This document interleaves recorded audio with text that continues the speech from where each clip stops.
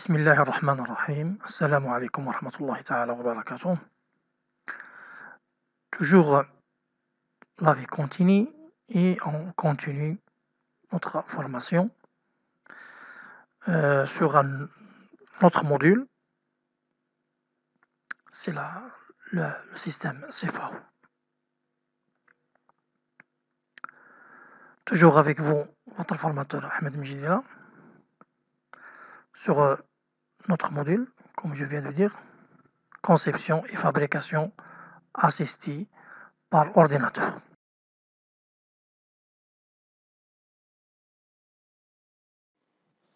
S'il vous plaît, ici, on va continuer notre exercice, premier exercice. Cette fois-ci, on va voir comment on usine la pièce qu'on a dessinée. Le dessin que vous voyez maintenant, c'est le dessin qu'on a dessiné lors de la première partie. Sur cette partie-là, on passe à l'usinage. Sur la palette à droite, il y a ici l'icône outils. Je clique ici. Il y a une palette à gauche qui s'ouvre. Je clique sur n'importe quelle case. De préférence, on garde un ordre. Je clique sur la case numéro 1. Il s'ouvre. Et je choisis la plaquette avec laquelle je vais usiner. On va choisir cette plaquette-là.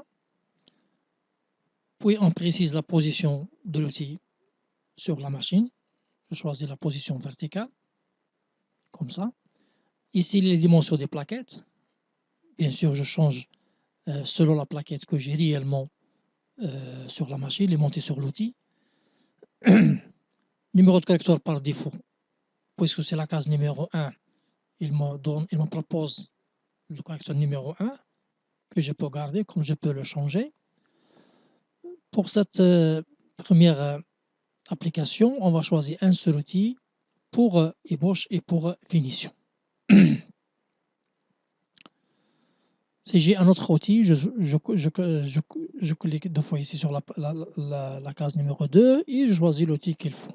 Et sur la troisième case, et ainsi de suite. Ça veut dire que je peux, dès au départ, créer tous les outils que je veux, ou bien laisser ça, la création de l'outil, c'est au moment de l'opération en question.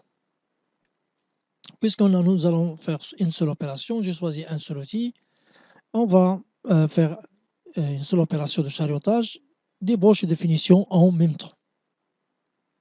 Maintenant, je passe à l'usinage. Je clique ici sur cette icône-là. Il y a les opérations de base sur le contournage. Ce que fait l'outil, il fait une seule passe sur le contour. Dans le langage de l'usinage, c'est la passe de finition qu'il passe une seule fois. Ici, c'est l'ébauche, ça veut dire plusieurs passes ou bien multipasses. Ici, c'est le filetage. Et ici, c'est le perçage. Le perçage et tous les outils qui travaillent dans les outils action. Et ça sont d'autres opérations qui sont actives, ça dépend de la machine sur laquelle on travaille. Pour nous, on va travailler quand on travaille sur la machine de Zax, ce qui fait, c'est uniquement ces quatre opérations. D'intérieur et de l'extérieur, bien sûr.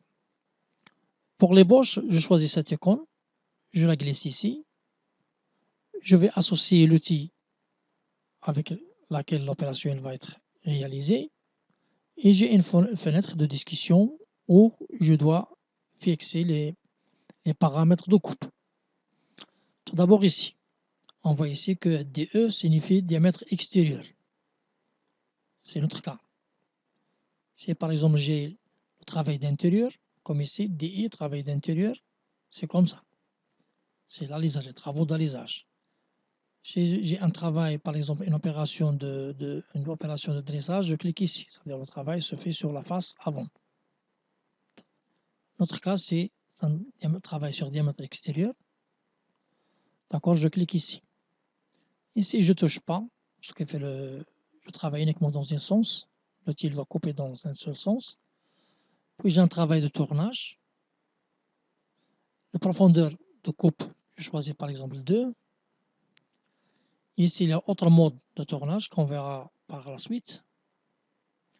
Ici, c'est pour l'épaisseur de finition que je peux laisser sur X et sur Z. Dans ce cas, j'ai laissé 0,0, c'est-à-dire que l'opération, il va être à la fois une ébauche et finition en même temps. C'est le dégagement qu'on a fixé au départ, ça veut dire pour le retour de l'outil. La vitesse de coupe constante selon la matière, ce que fait le système, le CFAO.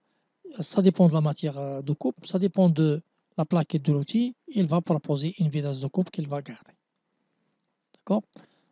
Ça, on verra dans les opérations comment varier, comment l'utilité de ces écoles-là. On verra ça dans les opérations qui viennent. Les paramètres, toutefois, les paramètres sont réglés. Je passe maintenant au réglage des parcours de l'outil. Je peux fermer ici.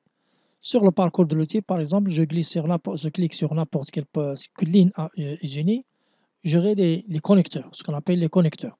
Ces connecteurs, ils précisent les paramètres de l'opération à réaliser. Les deux grands cercles, ils déterminent la position de l'outil par rapport aux trajectoires.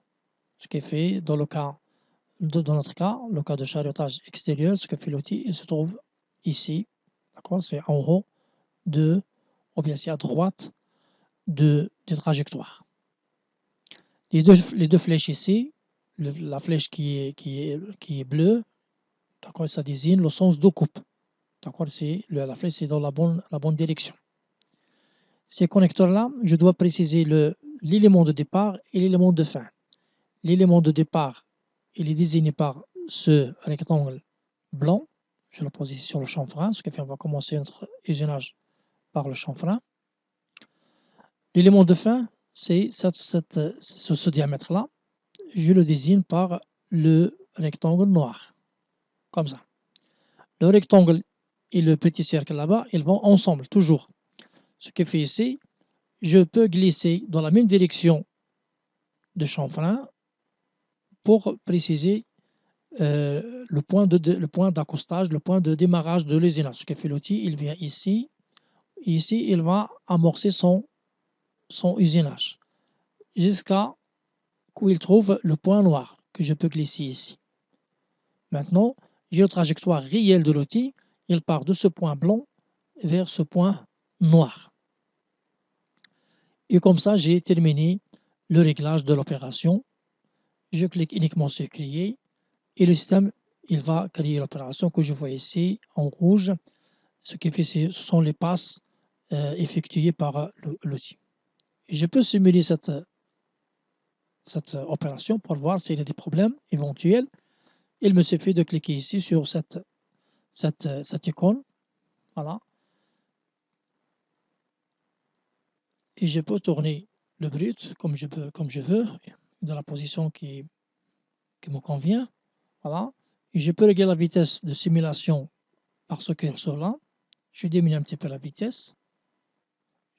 Je reviens en arrière et je commence l'usinage comme ça pour voir s'il y a des problèmes éventuels. S'il n'y a pas, ce qui fait l'opération est réussie, je peux même éditer le programme qui doit être envoyé vers la machine pour l'usinage.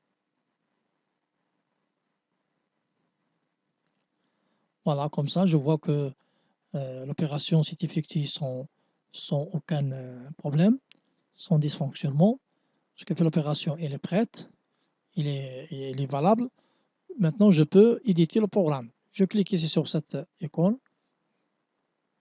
Ici, je choisis le post-processeur de la machine. Je clique ici. Je dois avoir une liste des processeurs des machines sur lesquelles je travaille. Pour nous, on va simuler, on va supposer que nous travaillons sur un calculateur Fanuc 21i. Je clique ici. Je choisis je clique ici, c'est le M, c'est le myline, c'est un processeur pour une friseuse. Ce T-là, c'est le turn-in, c'est le tour, ça c'est la friseuse. Voilà, c'est pareil, j'ai glissé ici, j'ai cliqué ici. Maintenant je corrige, je choisis le processeur de tournage, ouvrir. Le processeur correct, il est choisi. Maintenant ici pour donner un nom au programme, parce que j'ai déjà travaillé la pièce, voilà, il propose cette nomination. Il va garder la nomination du fichier. Voilà, voilà, parce qu'il se trouve déjà. Voilà, comme ça je donne un nom que je veux. Maintenant pour le programme, il est ici, je peux même recréer le programme. Voilà, le programme a été recréé et maintenant il est prêt pour être transféré vers la machine. Je ferme. Toutefois, j'ai terminé et voilà comme ça, on a uni la pièce, une seule opération et c'est la même chose, elle se répète pour les opérations qui viennent s'il y a plusieurs opérations. Et merci bien de votre attention. À la prochaine séquence.